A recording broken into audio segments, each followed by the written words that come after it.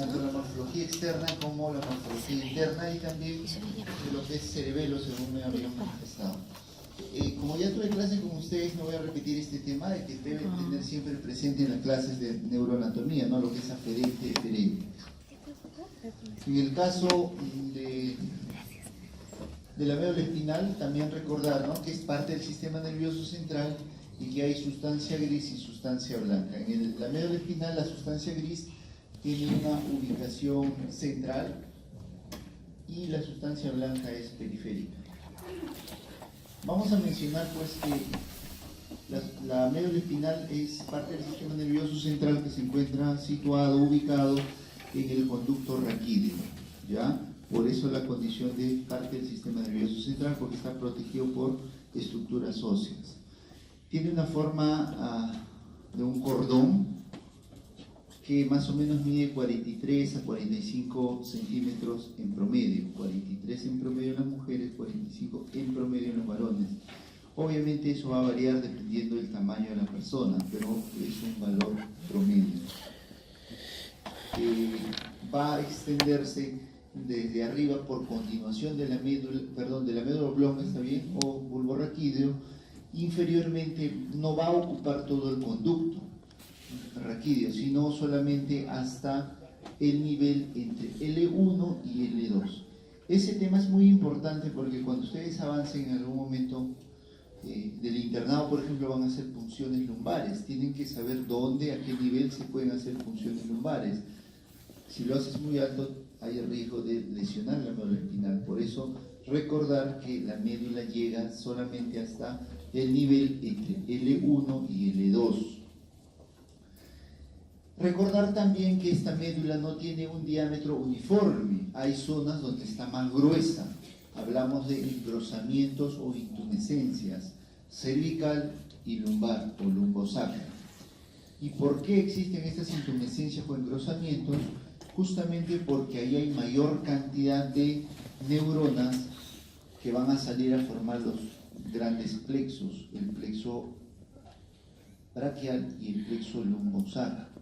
También hay un plexo cervical. Entonces, por eso la explicación de las intumescencias cervicales, ¿ya? Recordar además que en el adulto es cuando está a la altura de L1 y L2. Cuando nosotros estamos en plena formación como fetos, es distinto, ¿no? Ocupa un nivel más inferior. Pero como la columna crece más rápido que la médula se queda más pequeña y el conducto ocupa una longitud mayor. Los límites entonces son los que les he mencionado, por continuidad con el bulbo raquídeo a nivel superior, inferiormente llega hasta el nivel de L1 y L2, ¿ya? Los medios de fijación son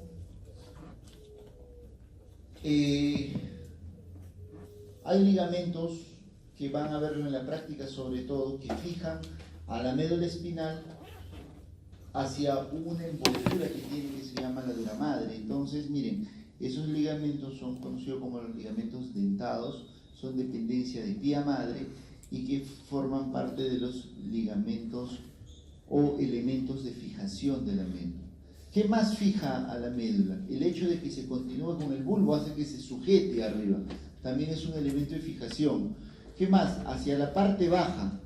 Vamos a ver en una diapositiva posterior que la puntita de la médula manda un ligamento llamado filum terminal o filum terminal interno y va a permitir también que eso, en continuación con las demás envolturas de la meninges, forman el ligamento coxígeo, también llamado filum terminal externo, permiten su fijación inferiormente. El hecho de que salgan los nervios raquídeos también hace que la médula esté situada en una posición que no se vaya para un lado ni para el otro. Lo que les mencionaba, ¿no? En una persona adulta la médula va a llegar hasta el nivel de L1 y L2. Miren, cuando estamos hacia el tercer mes de formación, el nervio está más o menos al mismo nivel de la vértebra, pero después la columna ha crecido más, la médula se ha ido quedando y el nervio se ha tenido que estirar para salir por el nivel que le corresponde. Y así vamos a encontrarlo en un adulto. Por eso en la parte inferior hay un conjunto de nervios que tienen que ir hasta abajo para salir por su nivel correspondiente. Y eso toma el nombre de la cauda equina o la cola de caballo. Mencionábamos que esta médula tiene envolturas. Así como en el cerebro han estudiado las envolturas meningias, también, por ser parte del sistema nervioso central, la médula espinal también tiene la misma envoltura. Dura madre, aracnoides y pía madre forman las meninges, ¿cierto? La dura madre, recordando que en el cerebro les han hablado que tiene dos capas. La única capa que vamos a encontrar a nivel de médula espinal es la capa meningial. No encontramos la capa endostal, ¿ya? La aracnoides, que está adherida a la cara interna de la dura madre, y la pía madre, que tiene dos capas, la pía íntima y la epipial. El ligamento dentado es específicamente dependencia de epipial.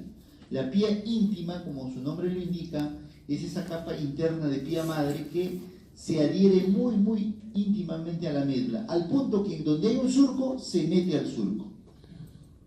¿Ya? Estas envolturas van a generar espacios, dos espacios reales y dos espacios virtuales. ¿Qué espacios son reales? El espacio epidural y el espacio subaracnoideo. ¿Y qué espacios son virtuales? O sea, no existen a menos que se llene sangre o algo. Es el espacio subdural y el espacio subpial. ¿Por qué? Porque la pía, les he dicho que está bien pegadita a la médula. No hay un espacio real ahí. Es un espacio virtual.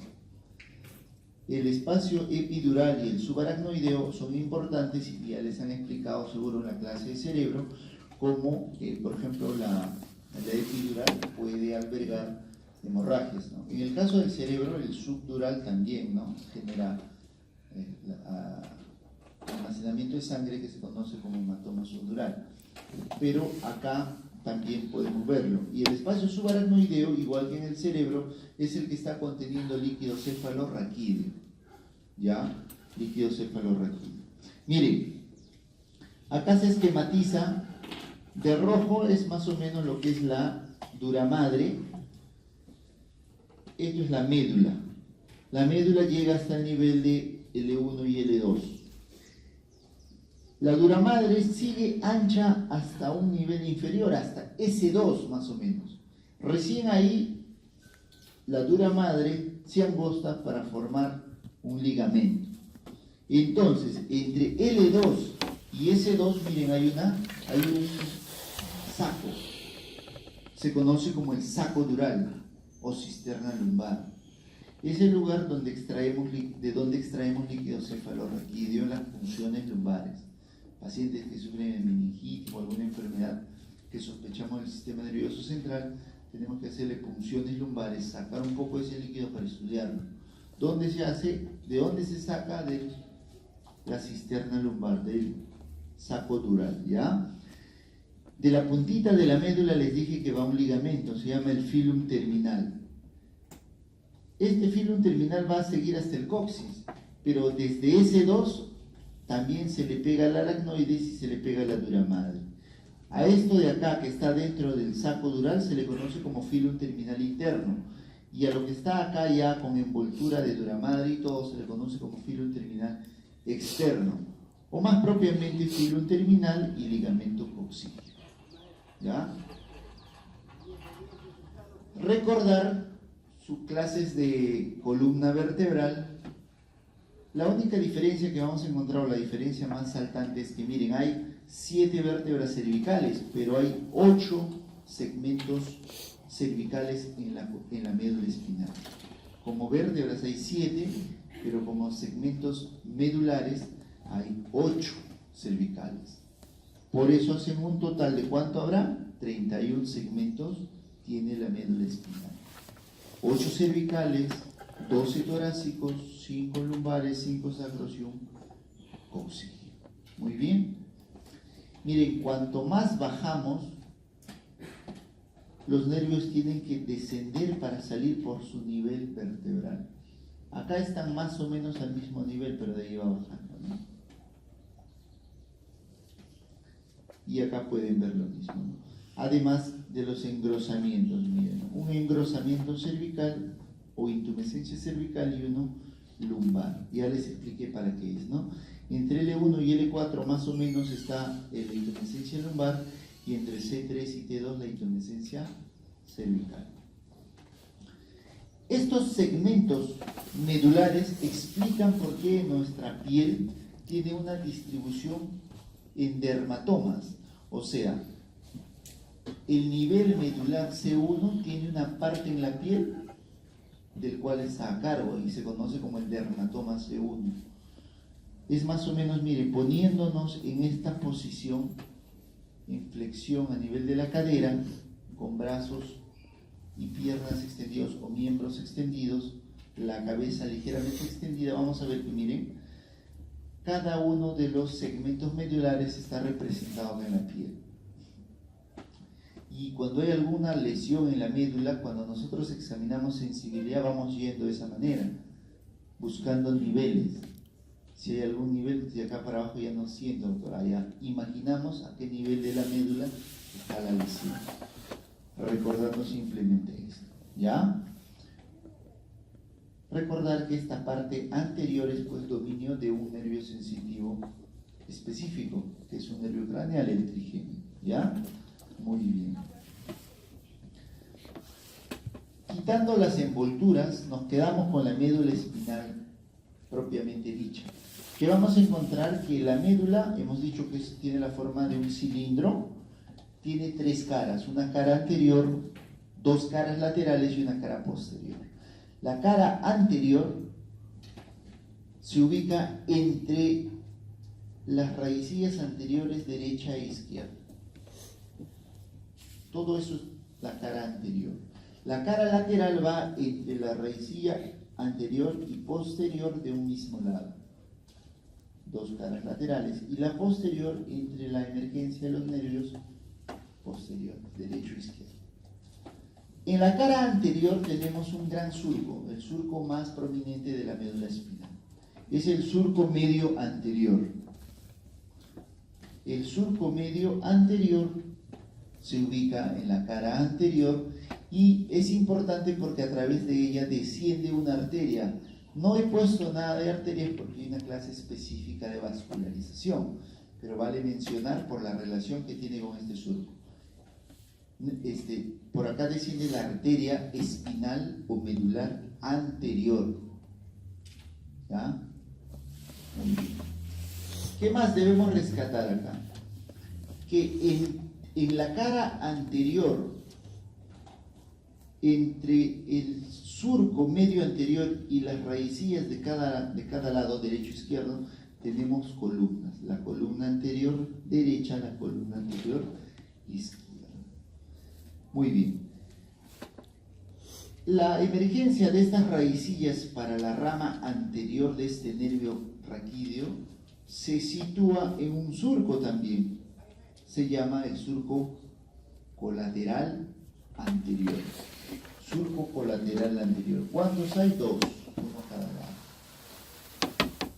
El surco colateral posterior es aquel que contiene la salida de estas raicillas de la rama posterior. Igual que acá hay un surco colateral anterior, también hay un surco colateral posterior, por si acaso. Y las raicillas anteriores está la cara lateral. ¿Qué encontramos a nivel, haciendo prominencia a nivel lateral? El cordón lateral. Muy bien. Cuando nosotros cortamos la médula espinal de manera horizontal, vamos a encontrar esto de acá. Esto es un corte hecho a una médula que encontré en el anfiteatro nuestro. Le hice un corte y vi esta disposición. Se ve blanco al nivel central y gris a nivel periférico porque es una muestra tomada simplemente con fijación de formol, no ha sido trabajada. Cuando lo trabajas, se ve blanco lo periférico y gris lo interno, como acá. ¿Ya? Pero sirve para mostrarles que en cualquier corte de médula se puede ver la disposición, que hay dos zonas marcadamente diferentes. Una zona central en forma de letra H y una sustancia distinta que es periférica a la mencionada. Esta estructura en forma de H es lo que corresponde a la sustancia gris. Está alrededor de este agujerito, de este conducto que se conoce con el nombre de conducto lepéndico. ¿Ya? Muy bien. Entonces, a nivel de la periferia del conducto lepéndico, en forma de letra H tenemos la sustancia gris.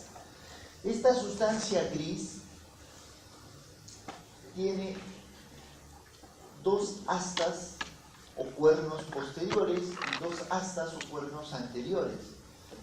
Yo sé que esto es anterior por varias características. Uno, porque acá está el surco más marcado de la médula, ese es el anterior.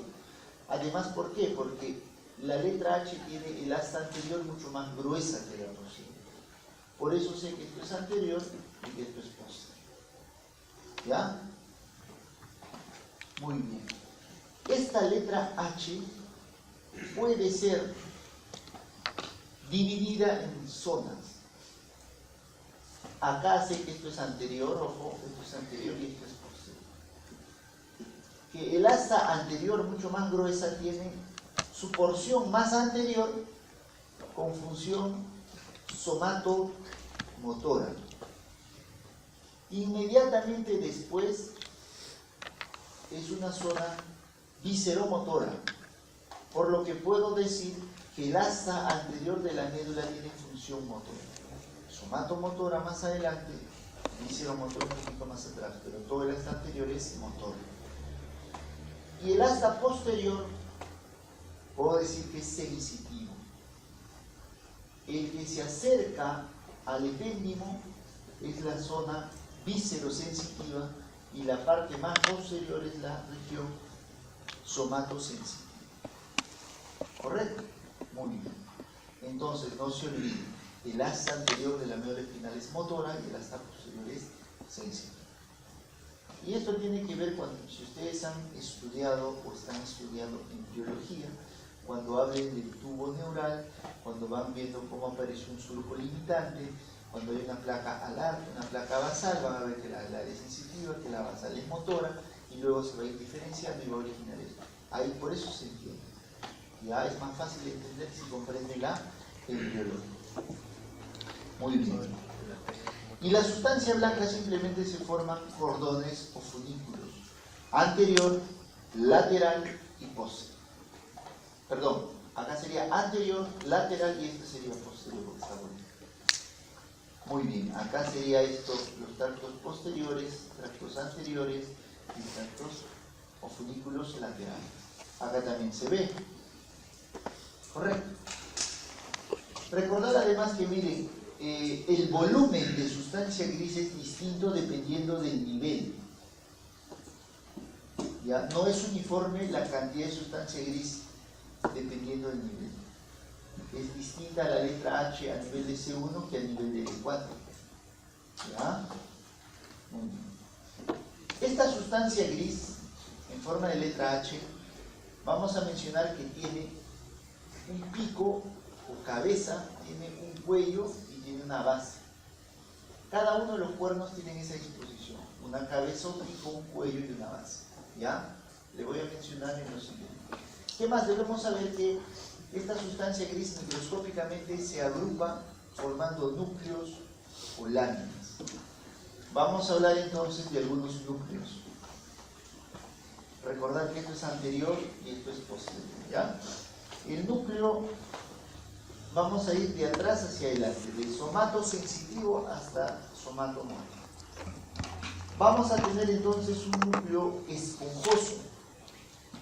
El núcleo esponjoso y el que está adyacente a él, que es el núcleo gelatinoso, deben recordar de ambos de manera general que tienen que ver con la función táctil y tienen que ver con la función termoalgésica.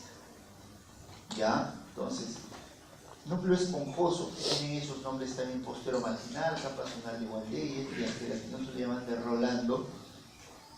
¿Se acuerdan que les hablé en bulbo del tubérculo ceniciento de Rolando? Les dije que era una prominencia generada por un acúmulo mayor de este núcleo, el núcleo gelatinoso. De ahí viene el término. Entonces, recuerden que el núcleo esponjoso y el núcleo gelatinoso tienen que ver con información táctil y termoalgésica. Se relacionan con las capas 1 y 2 del otro sistema que usamos, que son las láminas de Rexel. Entonces, se relacionan con las láminas 1 y 2. Muy bien. Estas zonitas, miren, entre el límite de la médula, vale decir el surco posterolateral, y el pico del asta posterior, esta zona se conoce por si acaso con el nombre de zona del Lissauer. Es la región por donde entran las raíces, los axones de la raíz posterior. Muy bien, seguimos. El núcleo propio y el núcleo torácico, al núcleo propio también le llamamos centro dorsal y al torácico también le llamamos columna de Clark. Ellos dos se relacionan con la propiocepción. Se van a originar en ellos las vías espinocerebelosas, porque la espinocerebelosa transmite información propioceptiva inconsciente. ¿Ya? Entonces recuerden, los núcleos centro, dorsal o propio y la columna de Clark o núcleo torácico tienen que ver con la propiocepción. ¿Y qué es la propiocepción? De repente estoy hablando de propiocepción y no saben qué es propiocepción. ¿Alguien sabe qué es propiocepción?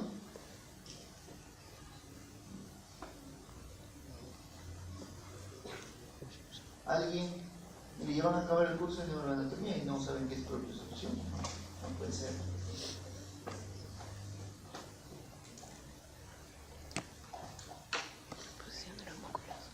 La propiocepción es un tipo de sensibilidad somática que se encarga de informarnos en qué posición, con qué grado de estiramiento, con qué nivel de tono está determinado segmento de nuestro cuerpo. Gracias a la propiocepción yo sé sin mirar que mi brazo izquierdo está extendido, que la palma de mi mano está mirando hacia arriba. ¿Ya? Es información propioceptiva, consciente en este caso porque estoy procesando información a nivel de la corteza, pero hay información propioceptiva inconsciente. Es aquella que no necesitamos saber. Cuando uno camina, no necesita estar haciendo consciente que tienes que levantar el pie, lo tienes que bajar, tienes que poner, tengo que ahora levantar el otro. No estamos en ese proceso cuando se ha automatizado eso, pero sabemos que estamos de pie y todo eso cuando lo queremos pensar. Entonces, hay información propioceptiva que llega a la corteza, que es propiocepción consciente, y otra que no, que nos permite hacer movimientos de manera automática, que no llega a la corteza, que llega al cerebelo, que es propiocepción inconsciente. ¿Ya? Muy bien, seguimos. Nos acercamos ahora a hablar de la zona viscerosensitiva. ¿Ya? En la región viscerosensitiva, de manera general, vamos a decir que debemos recordar que es la que tiene que ver con la información visceroceptiva. La información que es algo que escapa a nuestra conciencia, pero que tenemos de nuestros, o que hay de nuestros órganos internos. La interocepción o la viscerocepción. Entonces, con eso tienen que ver los núcleos de la columna o de la porción viscerosensitiva.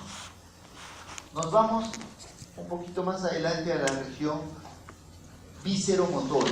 Si es motor, tiene que ver con algo que mueve o con algo que secreta, ¿cierto? Vamos a hablar de 3 núcleos: el intermedio lateral, el intermedio medial y el parasimpático sacropelviano. Para que no se confundan, el intermedio medial tiene una porción en la zona visceromotora, pero también tiene una parte en la viscerosensitiva, ¿ya? Tiene que ver con las dos cosas. ¿Qué debemos recordar del núcleo intermedio lateral? El intermedio lateral es aquel que tiene que ver con la función cardíaca, con la función pulmonar y con el funcionamiento de los órganos abdominales, del cuello y todos los demás. Entonces, con la función esplácnica. ¿Recuerdan ustedes en sus clases de, ¿qué era? De tórax, cuello, la columna o la cadena simpática? ¿Se acuerdan? Ya, esa cadena simpática les hablaron de los ramicomunicantes blancos, ramicomunicante gris, y les hablaron que tienen fibras que tienen su origen en la médula, ¿cierto? Ya, en esta región visceromotora, a nivel del núcleo intermedio lateral, tienen su cuerpo estas neuronas. O sea, la fibra preganglionar tiene su soma a este nivel. ¿Ya? Muy bien. Muy bien. El intermedio medial en esta región tiene que ver con la vasodilatación también. Y en la parte baja, a nivel sacropélvico, vamos a ver que la médula espinal tiene entre S2 y S4 tiene unos centros para lo que es la micción, la defecación y la eyaculación. Son los centros a nivel del núcleo parasimpático sacro-parasimpático pélvico. ¿Ya? ¿Qué más debemos recordar de esto? Que esta columna intermedio lateral no se extiende en toda la médula. La encontramos sobre todo a nivel entre C8 y L2. Entonces, la región viscerosensitiva y visceromotora predomina entre C8 y L2. Es por eso que, aparte del asta posterior y del asta anterior, entre C8 y L2 encontramos un asta intermedia o un asta intermedia lateral. Ya aparece un tercer asta. Muy bien, y ahora nos vamos a los núcleos de la región somatomotora. Si es somatomotor, tiene que ver con el control de los músculos voluntarios. Vamos a hablar de un núcleo medial o posteromedial, que es el que contiene las neuronas que van a controlar a los músculos espinales. Ustedes habrán hablado de los músculos que están adyacentes al canal vertebral, ¿cierto? Ya, esos músculos tienen su neurona de control a nivel del núcleo mediano o posteromediano. Hay un núcleo anteromedial que contiene neuronas que van a encargarse del control de los músculos un poco más laterales, de los intercostales y de los músculos anchos del abdomen. El anterolateral controla músculos de la cintura escapular y cintura pélvica. El núcleo lateral controla los músculos del brazo y del muslo. El posterolateral a los músculos del antebrazo y la pierna, y el retroposterolateral a los músculos de la mano y del pie. Y hay un núcleo central que se encarga de regular a todos estos. Ese es el centro de asociación. Esos núcleos también pueden ser estudiados en base a una organización laminar, ¿no? En las láminas. Rexed fue el neuroanatomista que estudió las láminas, por eso hablamos de las láminas de Rexed, que van del 1 al 10. Más atrás, en la región sensitiva, tenemos la lámina 1, que tiene que ver con el núcleo esponjoso, la lámina 2 con el gelatinoso. Ya dijimos que estas dos están relacionadas a información termoalgésica y táctil. Las láminas 3 y 4, que tienen que ver con el núcleo centrodorsal y con el núcleo torácico o columna de Clark, tienen que ver con la información propioceptiva. Tenemos la lámina 5 y 6, que ya están más vinculados a la función viscerosensitiva, sobre todo la 5, y la 6 tiene que ver sobre todo con núcleos de asociación, neuronas de asociación más que núcleos. La lámina 7 tiene que ver con la porción también visceral. La columna intermedio lateral va específicamente la intermedio medial y las vías, ¿no? Las vías que se originan y terminan a este nivel. La lámina 8 es la gran estación de las vías extrapiramidales y espinocerebelosa medial sobre todo. La lámina 9 es el gran núcleo motor, acá tenemos, y la lámina 10 a este nivel de la sustancia gris peripendicular. Entonces, la sustancia gris puede ser agrupada de esa manera, en núcleos y en láminas. ¿Qué más debemos recordar de la sustancia gris? Que las neuronas no están situadas al azar. Las que van a controlar la cintura escapular y la cintura pélvica se ubican medialmente respecto a los que controlan el pie, por ejemplo. Entonces, miren, las neuronas que van hacia la cintura escapular son mediales, las que van hacia la mano son laterales. A esa distribución se le llama una distribución somatotópica, ¿ya? Eso es lo que corresponde a la sustancia gris. Ahora vamos a mencionar a la sustancia blanca. La sustancia blanca, les hemos dicho que es periférica en la médula espinal. Vamos a ver lo siguiente. Acá está, recuerden, la sustancia gris. La sustancia gris tiene un conducto a nivel central que se llama el conducto del epéndimo. Esta porción de sustancia gris por detrás y por delante del conducto del epéndimo toma el nombre de comisura gris anterior, comisura gris posterior. Y la sustancia blanca también tenemos, miren, por delante de la sustancia gris, entre la sustancia gris y el surco medio anterior tenemos la comisura blanca anterior. No hay comisura blanca posterior porque este tabique que se origina en el surco medio posterior llega hasta la sustancia gris. Por eso no hay sustancia blanca posterior. ¿Ya? Muy bien. Tenemos acá el cordón anterior, el cordón lateral y el cordón posterior, a ambos lados. Muy bien. También hay una distribución somatotópica a nivel de la sustancia blanca, por si acaso. Lo que se encarga de la región proximal es medial respecto a lo que es distal en cuanto al control, ya les he mencionado. La sustancia blanca, que es fibras o axones, vamos a ver que va a tener integración a nivel de un segmento en relación con otros segmentos superiores o inferiores y en relación con otros centros que están fuera de la médula espinal. Por eso hablamos de fibras radiculares que tienen integración al mismo nivel, hablamos de fibras de asociación que unen distintos niveles de la médula y hablamos de fibras de proyección cuando salen de la médula, se van hacia el cerebelo, se van hacia el bulbo o a cualquier otra región. ¿Ya? Y pueden ser sensitivas o motoras. Muy bien. Cuando hablamos de las fibras de proyección que van o vienen a la médula, podemos agruparlas en los cordones. Podemos decir que en el cordón anterior, miren, hay estas vías ascendentes, estas descendentes, igual en el cordón lateral y en el posterior. ¿Qué cosa deben recordar de todo esto? Lo principal.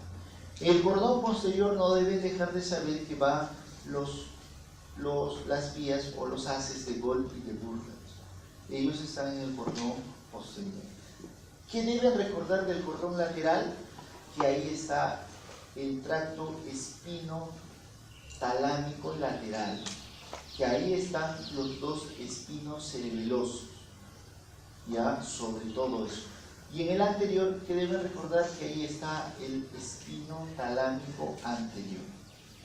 Y de los descendentes, nunca debo olvidar el haz córtico-espinal lateral o cruzado que está en el cordón lateral y el córtico espinal anterior o directo o de Tour que está en el cordón anterior. Eso jamás debo olvidar, eso ejerza la especialidad que ejerzan, nunca deben dejar de saber. ¿Ya? Los otros, bueno, dependiendo de la especialidad de repente se van a olvidar, pero lo que hemos mencionado no. Sin embargo, acá en este cuadro está resumido todas las demás vías. Esto es el resumen de núcleos, de láminas, de vías y de todo eso. Cuando hablamos de la integración de la información, o sea, cuando se interrelaciona la sustancia gris y la sustancia blanca a nivel de un solo segmento medular, Ese circuito toma el nombre de arco reflejo. Por ejemplo, cuando yo voy y de repente no me di cuenta que hay una aguja o algo y toco y me pincho y retiro la mano, ese acto es un acto reflejo. Y el circuito por donde entró la información del dolor y a nivel de médula espinal generó una respuesta de retirada inmediata sin pensar, a ese circuito se llama el arco reflejo. Naturalmente no es solo eso, porque esa neurona que llevó información diciendo que eso duele, también manda una colateral hacia el cerebro, por eso yo soy consciente que eso dolió. ¿Ya? Pero la respuesta no puede demorar hasta ir al cerebro y volver para recién retirar. Es inmediata y la integración se da a nivel de la médula, del segmento medular. Es por eso que deben recordar que este es el nervio espinal, tiene una rama posterior, una rama anterior. La rama posterior es sensitiva y la anterior es motora. Por eso con toda seguridad puedo decir que la información ingresó por la rama posterior, porque esa rama es sensitiva. Entonces, una terminación nerviosa libre captó la información del dolor, lo transmitió por el nervio, por ejemplo, puede ser el nervio cubital, de repente el meñique, la cara anterior, el cubital transmitió la información hacia su correspondiente segmento, ingresó la información, en la médula tiene una neurona intercalar o interneurona, y esta neurona capta la información del dolor y le ordena al músculo, a la neurona que controla ese músculo, dice, retira ese músculo, contrae ese músculo, y vamos, inmediatamente. Y ese circuito toma el nombre de arco reflejo. ¿Ya? Muy bien. En la médula espinal, esta información va a ser elevada además por la médula espinal hacia la corteza, por eso yo sé que eso me dolió, por eso soy consciente que eso dolió. Entonces vamos a ver que la vía del dolor no solo se queda en la médula, va a llegar hasta la corteza, por eso soy consciente, repito, del dolor. Pero esa vía del dolor, entonces, ¿dónde se inició? En la terminación nerviosa, en este caso del ejemplo del nervio cubital. La vía del dolor se inicia en la terminación nerviosa libre que capta el dolor y llega hasta la corteza. Pero en la médula está un pedacito de todo ese circuito, de toda esa vía. Ese pedacito de toda esa vía que corresponde a la médula hasta otra parte del sistema nervioso central se le llama un haz, y es el que encontramos formando parte de la sustancia blanca. Por ejemplo, acá tenemos una terminación nerviosa libre que capta el dolor. Esa información viaja por este axón de esta neurona que se ubica en el ganglio de la región de la rama dorsal, ingresa la información, este axón, hacia la lámina 1-2 de Rexet, y acá le informa a la segunda neurona sobre esa sensación dolorosa. Esta segunda neurona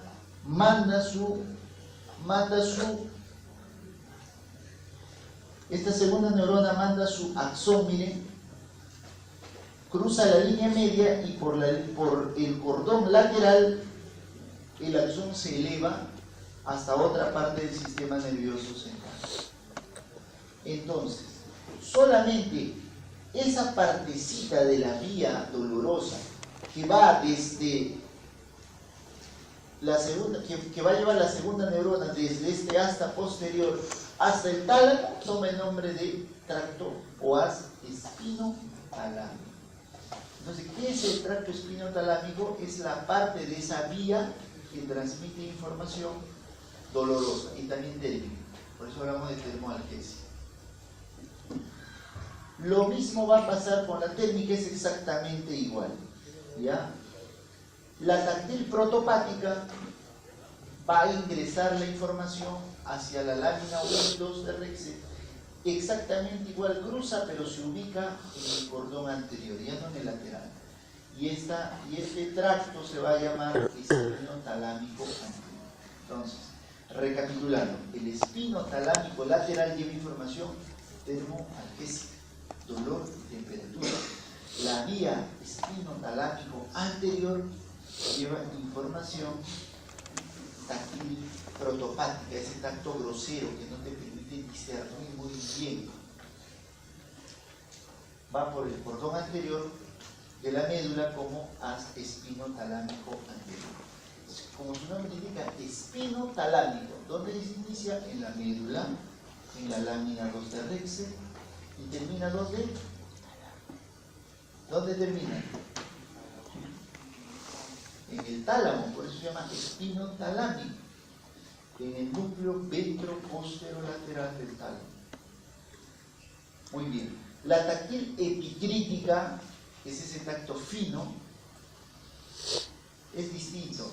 Ingresa la información captada en un receptor encapsulado, pero miren, no hay sinapsis. El mismo axón se va al cordón posterior y sube. No hay sinapsis acá. Y se va a ir formando parte de los haces de Gol y de Burdach hasta esos núcleos de Gol o de Burdach. Entonces, en las vías anteriores, la segunda neurona, ¿dónde se ubicaba? En la lámina 2 de Rexel. ¿Dónde se ubica la segunda neurona de la vía táctil epicrítica? En los núcleos de Gol y de Burdach. No se ubica en la médula. La propioceptiva consciente es exactamente igual que la táctil epicrítica. Exactamente igual. Va por los cordones de Gol y de Burdach. La propiocepción inconsciente es el que se transmite a través de los haces espinos cerebelosos, dorsal o posterior y anterior. Viene la información captada por la primera neurona, ubicada en el ganglio de la rama dorsal, trae información ¿a qué núcleos? Láminas 3 y 4, núcleos centro, dorsal y columna de Clark. Le dijimos que eso tiene que ver con la información propioceptiva. De acá, una de las vías cruza y va por el cordón lateral. ¿Cómo se llama esa? Espinocerebelosa cruzada, o de Gowers, o anterior. Y a la otra, la propioceptiva inconsciente, que no cruza, miren, por el mismo lado, manda neuronas para el cerebelo, se llama la vía o haz espinocerebeloso directo, dorsal o de Flesch. La propioceptiva consciente ya les dije que es exactamente igual que la otra. Esto es más o menos toda la vía. La vía tiene 4 neuronas. Esta es la táctil epicrítica y propioceptiva consciente, porque son iguales. Viene la información a través de la primera neurona ubicada en el ganglio de la raíz dorsal hasta la columna posterior. No hay sinapsis. Asciende hasta los núcleos de Gol y de Burdach. Ahí sí hay sinapsis. De ahí sale la acción de la segunda neurona del tálamo, del núcleo ventroposterolateral, y desde ahí la tercera neurona manda información a la cuarta neurona que se ubica acá en la corteza cerebral. Por eso es propioceptiva consciente, porque llega a la corteza y yo sé qué posición tiene mi brazo. La propioceptiva inconsciente va a llevar información. Esta es la directa, la que no se cruza, la directa. La directa o dorsal es la de Flesch, miren, va a ir por el pedúnculo cerebeloso inferior, mientras que la propioceptiva inconsciente indirecta cruzada anterior o de Gowers va a ir por el pedúnculo cerebeloso superior. Muy bien. Esto es la terminología, es el tracto espinotalámico lateral, cruza, va por el tracto espinotalámico lateral, ventroposterolateral y luego a la corteza. Por el cordón anterior, la táctil protopática, exactamente igual. Y esta es la vía descendente más importante y que nunca debemos olvidar, la vía motora voluntaria, la vía córtico-espinal directa y cruzada o piramidal directa. ¿Dónde se origina? En la corteza cerebral, en las neuronas gigantopiramidales de Betz, del área 4 de Brodmann. ¿Ya? Nace ahí, miren, desciende y a nivel del bulbo la gran mayoría de fibras cruzan. Más del 90% cruza y baja por el cordón lateral. Una pequeña porción no se decusa, se le llama la vía piramidal directa o córtico espinal directa, desciende por el mismo lado hasta su segmento correspondiente. Recién ahí se decusa. Es la vía directa. La principal es la córtico espinal cruzada. Por eso es que cuando hay lesiones, ¿dónde vemos la hemiplegia? En el otro lado, ¿no? Lesiones al lado izquierdo vemos hemiplegias derechas.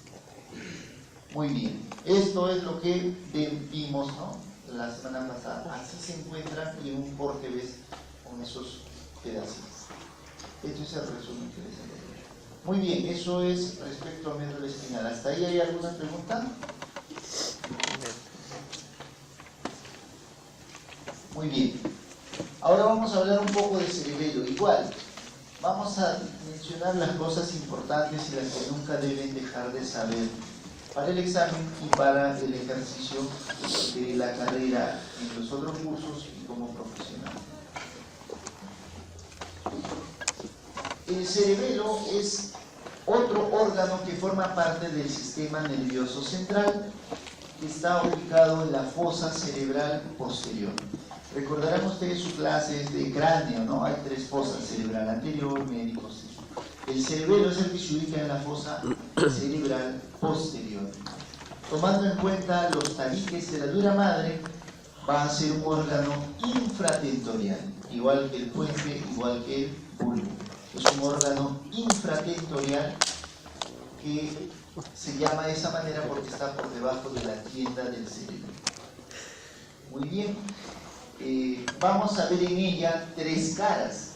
Una cara superior en relación con la tienda del cerebelo, una cara anterior en relación con el cuarto ventrículo y una cara inferior en relación con la fosa cerebral posterior.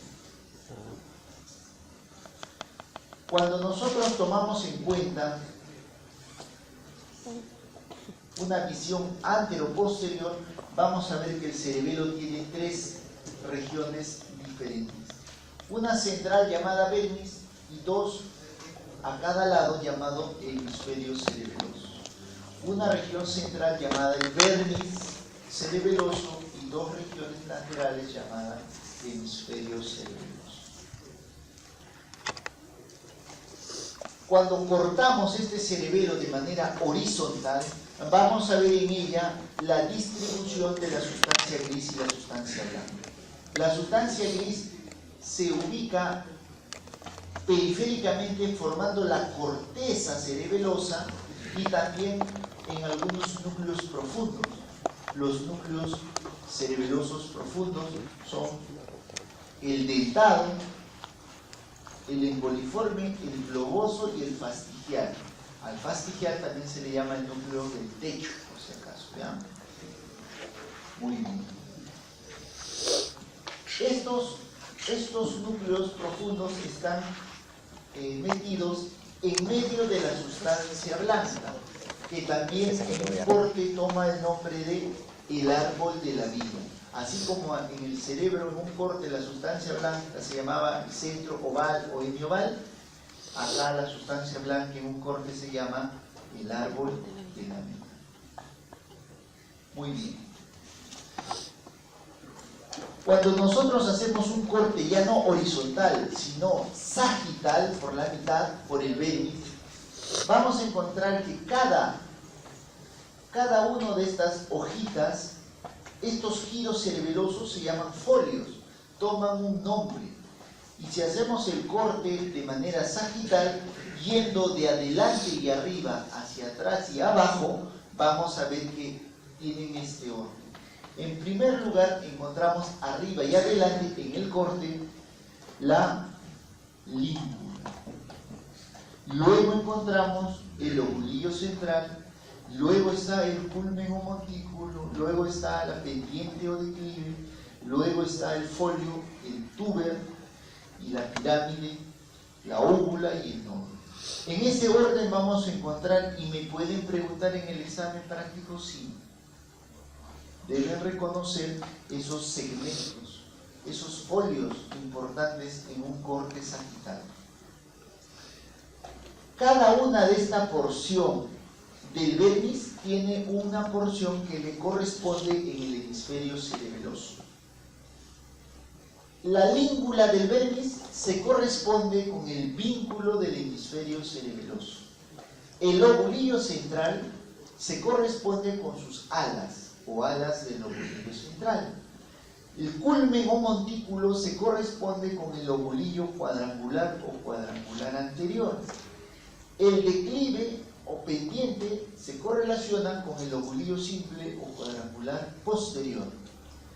El folio se corresponde con el lobulillo semilunar superior, el tuber con el semilunar inferior, la pirámide con el bigástrico, la óvula con la amígdala cerebelosa o tonsila cerebelosa y el nódulo con el floco. Entre ellos, entre cada segmento o cada folio hay surcos y toman su nombre. Los más importantes están acá. Entre el culmen y el declive hay una gran cisura marcada que se llama cisura primaria. Entre el declive y el folio está la cisura postclival. Tiene lógica, ¿no? Después del declive, postclival. Entre el folio y el tuber está la gran cisura horizontal o circunferencial de Vic-Lassier. Y después de la úvula tenemos a la cisura posterolateral.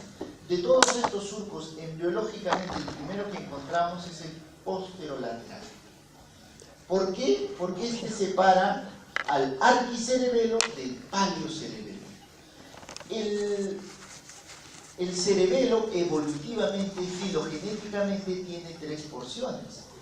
Tiene un cerebelo muy antiguo que se llama arquicerebelo, un cerebelo más o menos antiguo que es el paleocerebelo y un cerebelo reciente que es el neocerebelo. El arquicerebelo es el que tiene su sustrato neuroanatómico en el nódulo y en el flóculo. El paleocerebelo tiene su sustrato neuroanatómico en el llamado lóbulo anterior del cerebelo, que comprende a la pirámide, úvula, língula, lobulillo central y culmen con su respectiva correspondencia en el hemisferio cerebeloso. Y el neocerebelo está representado por el lóbulo posterior, que lo forman el declive, el folio y el tuber, con su correspondiente segmento del hemisferio. ¿Por qué es importante esta división? Porque funcionalmente el arquicerebelo está relacionado a la función vestibular. Por eso le llamamos también al arquicerebelo el vestíbulo cerebelo.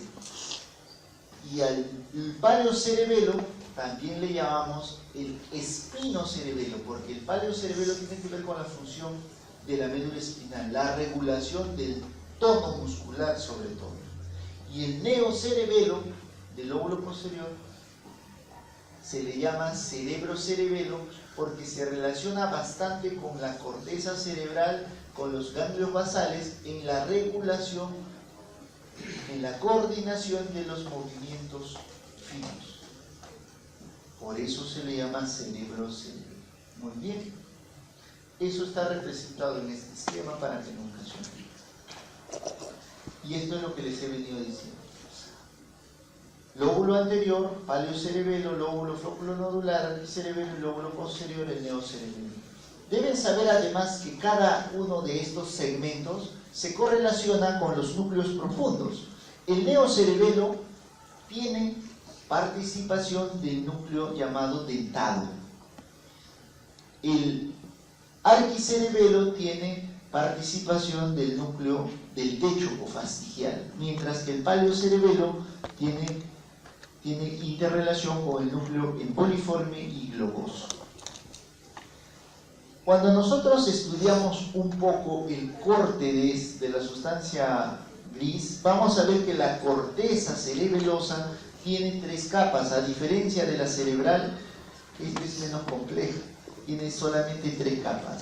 La más externa se llama capa molecular, la intermedia se llama de células de Purkinje y la capa más profunda se llama capa granulosa. La capa granulosa contiene células granulosas y de Golgi tipo 2. La capa de células de Purkinje, está facilito saber, tiene células de Purkinje, y la capa molecular tiene sobre todo las células estrelladas superficiales y profundas. A la profunda también se le llama las células en cesta. Muy bien, entonces esas son las 3 capas que debemos recordar que tiene la corteza cerebelosa. ¿Qué más debemos recordar? Todas las vías que van hacia el cerebelo pueden originarse en la médula espinal, en el trigémino, en el vestíbulo, en el puente, donde se origine, van a llegar a la corteza con 2 nombres, con fibras trepadoras y fibras musgosas. Todas esas aferencias terminan formando fibras o musgosas o fibras trepadoras. Las fibras musgosas van a ser sinapsis con las células de la capa granulosa. Y esa sinapsis forma una disposición que se conoce como roseta cerebelosa. ¿Qué es la roseta cerebelosa? Es la sinapsis entre las fibras musgosas y las células granulosas de la capa granulosa de la corteza del cerebelo. ¿Ya? Alrededor de esta sinapsis hay algunas estructuras que en conjunto forman lo que se llama el glomérulo cerebeloso. Y las fibras trepadoras, ¿a dónde van? Van a hacer sinapsis fundamentalmente con las células de Purkinje. Fundamentalmente con las células de Purkinje. Y acá está, ¿no? Lo que les decía. ¿Qué es el glomérulo cerebeloso? Es una estructura que se encuentra en la capa granulosa, formada por estructuras como la roseta, que es la sinapsis entre una fibra musgosa y una célula granulosa, dendritas de las células granulosas, axones de las células de Golgi y la porción proximal de las dendritas de las células de Golgi. Todo eso forma lo que se llama el glomérulo cerebeloso. Muy bien. Acá está, ¿no? La fibra musgosa llega y hace contacto con las células de la capa, esta capa interna que es la capa granulosa, mientras que la trepadora va directamente hacia las células de Golgi. Hay otras células a nivel del cerebelo, sí, sobre todo pues las neuroglías, ¿no? Que pueden ser oligodendrocitos o astrocitos, ¿no? Fibroso, protoplasmático. Pero lo que no debemos olvidar son las neuronas. Les había mencionado ya que recuerden estos núcleos profundos y su correlación. Los núcleos, el dentado con el neocerebelo, el globoso y el emboliforme con el paleocerebelo y el núcleo del techo o fastigial con el arquicerebelo. Muy bien. Esto es lo mismo. Muy bien. Esto es en un corte neuroanatómico. El que se ve claramente es el núcleo dentado. Dependiendo de la preparación puedo ver a los otros. Sí, se puede ver. Muy bien. Entonces recuerden que a la corteza cerebelosa todas las aferencias llegan formando o fibras musgosas o fibras trepadoras. Pero hay aferencias también para los núcleos, porque es sustancia gris. Va a haber axones de las células de Purkinje, van a mandar las células de Purkinje fibras para todos los núcleos profundos. Va a haber zonas del vermis anterior y posterior, o sea, vale decir del palio y neocerebelo, que van a mandar también aferencias hacia los núcleos profundos, la corteza paraventricular y también el núcleo olivar inferior. Es una estructura neuroanatómica que se va a relacionar mandando axones hacia los núcleos profundos. ¿Ya? Muy bien.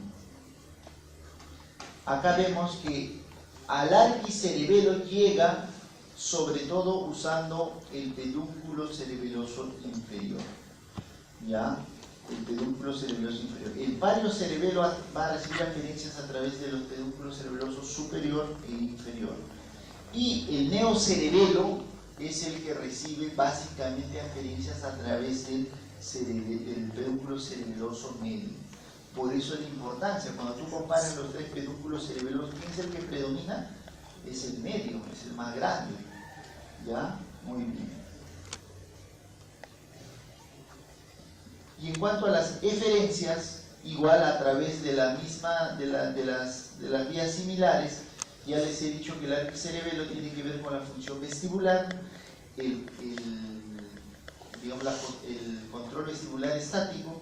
El paleocerebelo tiene que ver con el tono muscular para la postura y el neocerebelo con el control de movimientos voluntários. La lesión de estas partes del cerebelo se va a ver reflejado cuando uno examina a un paciente. Por ejemplo, cuando hay lesión del cerebelo, vamos a ver alteraciones que toman el nombre de ataxia o adiadococinesia, disdiadococinesia, ¿no? Es la incapacidad, la ataxia es pues la alteración, la incapacidad para caminar como normalmente sabemos hacer. La adiadococinesia es la incapacidad para hacer movimientos alternados. No puede hacer el paciente eso, o incluso con las dos manos de manera alternada. No puede el paciente con lesión cerebelosa hacer eso. Cuando hay una lesión del cerebelo a nivel de la corteza, es posible que la corteza trate de compensar, pero si hay una lesión de los núcleos cerebelosos profundos, ya esa alteración, esa ataxia generalmente es pues, irreversible. Muy bien, no sé si hay algunas preguntas, dudas sobre la clase de